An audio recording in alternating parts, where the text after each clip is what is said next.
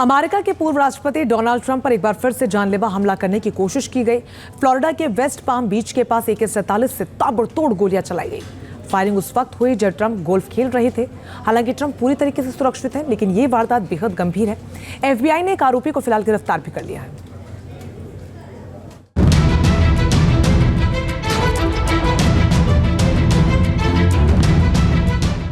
Donald Trump पर जानलेवा हमले की कोशिश। 2 महीने में दूसरी बार ट्रंप को निशाना बनाने की साजिश। गोल्फ क्लब में ट्रंप के पास AK-47 से फायरिंग। अमेरिका के पूर्व राष्ट्रपति डोनाल्ड ट्रंप पर एक बार फिर जानलेवा हमले की कोशिश हुई है। फ्लोरिडा के पाम बीच काउंटी में ट्रंप के इंटरनेशनल गोल्फ क्लब के पास ताबड़तोड़ फायरिंग हुई। फायरिंग AK-47 राइफल से की गई।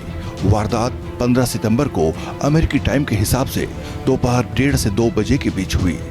गोली उस वक्त चली जब ट्रंप गोल्फ खेल रहे थे। हमलावर की दूरी डोनाल्ड ट्रंप से महज 300 से 500 गज थी। गोलीबारी करने के बाद आरोपी SUV से फरार हो गया। FBI ने मौके से AK-47 बरामद की है।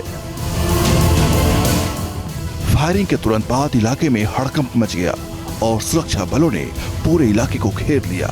सीक्रेट सर्विस ने हमलावर की कार का पीछा किया और कुछ देर बाद उसे एक हाईवे पर घेरकर गिरफ्तार कर लिया गया। संदिग्ध हमलावर की पहचान रायन वेस्ली राउथ के तौर पर की गई है। वो फिलहाल हवाई में रहता है और उस पर पहले से ही कई केस दर्ज हैं। संदिग्ध मूल रूप से नॉर्थ कैरोलिना का रहने वाला है, जहां उसे ड्रग्स रखने, बिना लाइसेंस के गाड़ी चलाने सहित कुछ और मामलों में पहले भी गिरफ्तार किया जा चुका है। ट्रंप की हत्या की कोशिश के मामले में जांच का जिम्मा FBI को सौंपा गया है। संदिग्ध की गिरफ्तारी के बाद अब ये पता लगाने की कोशिश भी की जा रही है कि इस साजिश के पीछे किसका हाथ है। ट्रंप के करीब गोली चलना सुरक्षा के दावों की भी पोल खोल रहा है। इस हमले के बाद ट्रंप ने अपने समर्थकों के नाम संदेश में खुद के सुरक्षित होने की बात कही। ट्रंप ने कहा, मेरे आसपास फायरिंग हुई थी, लेकिन इससे पहले कि अफवाहें कंट्रोल से बाहर निकले, मैं चाहता था कि आप पहले ये सुने, मैं सुरक्षित और ठीक हूँ। कुछ भी मुझे रोक नहीं सकेगा। मैं कभी भी सरेंडर नहीं करूंगा। ट्रंप पर इससे पहले 13 जुलाई को पेंसिल्वेनिया में एक रैली के दौरान जानलेवा हमला किया गया था। तब ट्रंप पर गोली चलाई गई थी जो उनके कान को छूकर निकल गई थी। इस हमले में उन्हें चोट आई थी। सीक्रेट सर्विस ने 21 साल के हमलावर थॉमस क्रुक्स को मार गिराया था।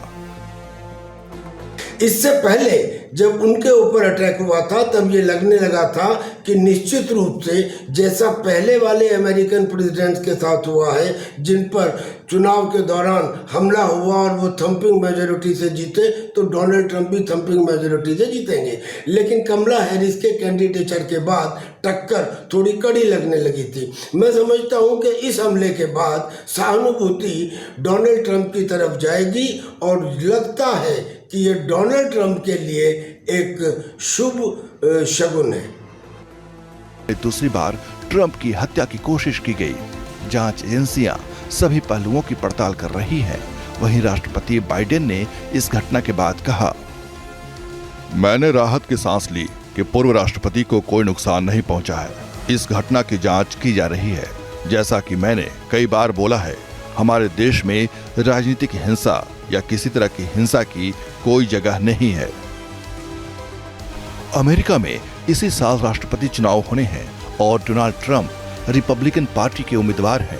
ऐसे में बार बार उन पर हमला होना सुरक्षा के लिहाज से कई सवाल खड़े कर रहा है। फ्लोरिडा में ट्रंप पर हुए हमले के बाद उपराष्ट्रपति और डेमोक्रेट्स की राष्ट्रपति पद की उम्मीदवार कमला हैरिस ने कहा,